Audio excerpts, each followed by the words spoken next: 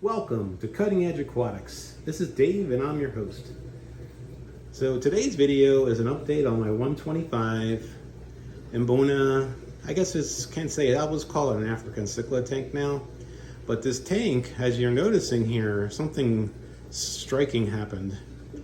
I finally decided that I can no longer take the scratches on this tank. Now, so I went ahead and I moved all the fish into this little 55 gallon here, and I put them in there, and I took out all the rocks, all the sand, removed the lid, disconnected the sump, left the sump with a little power head going in there, like a little, just a wave maker, mini wave water movement or whatever. And the fish, of course, had their own wave maker too. It's actually what's over there in the corner.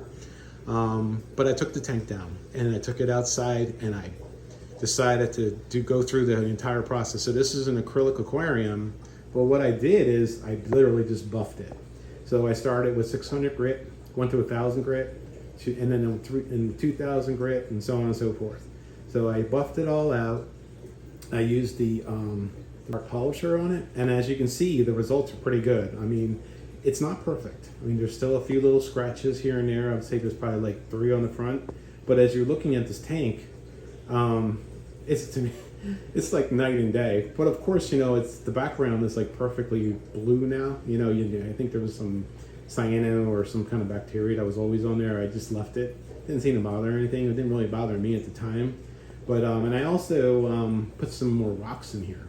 So I got some more river rocks. I went to a local farm, like a little, not a little. It's one of those landscape supply places. The Farmers Mulch and Rocks. Actually, it's in Dobson, North Carolina, and you can get a bucket, 5-gallon bucket full of rocks for like 10, 12 bucks. So I ended up getting a bucket of rocks, and that's what you see right there. A lot of those came from there. I was able to reuse all the rocks I had from before, so they're underneath this new rock. But the fish, you know, and also I should say I had to. This substrate, I did rinse it all out because I was taking it out, and there was really no way to put it back without, you know, with everything intact. So I just kind of just went ahead and rinsed it, you know, the best I could. It was never a perfectly clear rinse, but as you can see now, the tank is no longer, it's, you know, the scratches are pretty much gone, and the sand looks pretty good too. You see what you're seeing on those little black things on there is some, when I originally set it up way back in the day, I'd had some bentonite clay in there, cat litter. It's the kitty litter clay, and I was planning on putting plants in it, but never did. I actually tried some plants that just kept growing algae all over them, so I just decided to opt out of that.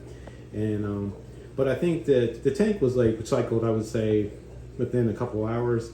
I have a 20-gallon refugium underneath this tank. I know I posted it before, but you can see it's right down there. Got a huge pothos in there. Got some duckweed, and there's some filter socks that get the kind of somewhat just clear it up a little bit. There's my other power head. I got to get that out of there. I was running that just because I want a little filter, a little flow in there. That's going to come out. I got to probably clean that up a little bit. But you can see that this is basically the filter for this tank.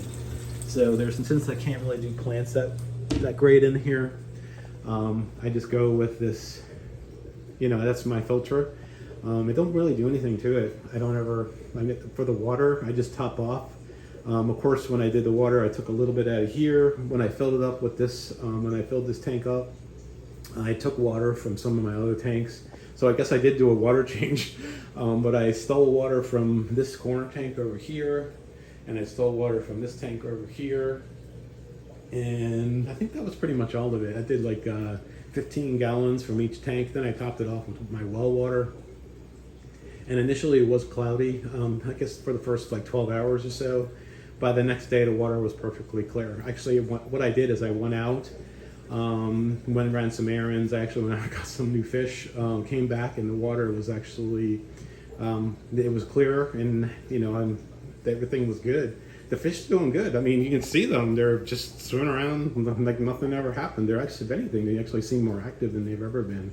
But the lucky thing for me was I had that sump, and that sump has tons of, you know, beneficial bacteria growing in there. I mean, that basically is the living that what keeps this tank so clean and so clear. You know, it's basically the backbone of this whole operation. And I really don't have to do much, like I mentioned earlier. You know, you can see these cichlids. So the two fish, I did pick up two.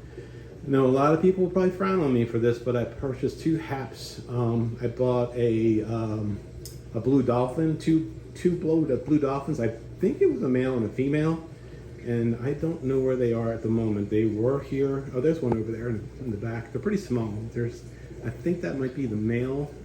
And there was, I think it's just, it was right there. It swam underneath the thing, inside the rocks there. So, but they're doing good. Everybody seems to be pretty happy. And, you know, the normal, you know, aggressiveness of an Mbuna setup. But to me, overall, it looks good. I mean, the fish look pretty happy. And like I said, they're as active as ever. And it's nice having the front looking a little better. That little mark you see there is just a reflection from the aquarium behind me. So I do my videos pretty raw, as you can tell. I don't typically do a ton of editing. I clean it up before I load them into YouTube. But anyway, yeah, so the fish look like they're doing good. There's not a ton of aggression, and there's lots of places for them to hide in the rocks. And eventually these rocks will probably get some algae growing on them. There's already algae on a lot of the rocks that are below there, so they can still get some. But anyway, hopefully y'all like the tank. Hopefully you enjoy and like how it came out. I know I'm overall pretty happy with it. So hope you hit that if you like what you see and have any questions and like to see more content. Don't forget to hit the like and subscribe, and hope you enjoy the video. I'll see you on the next one.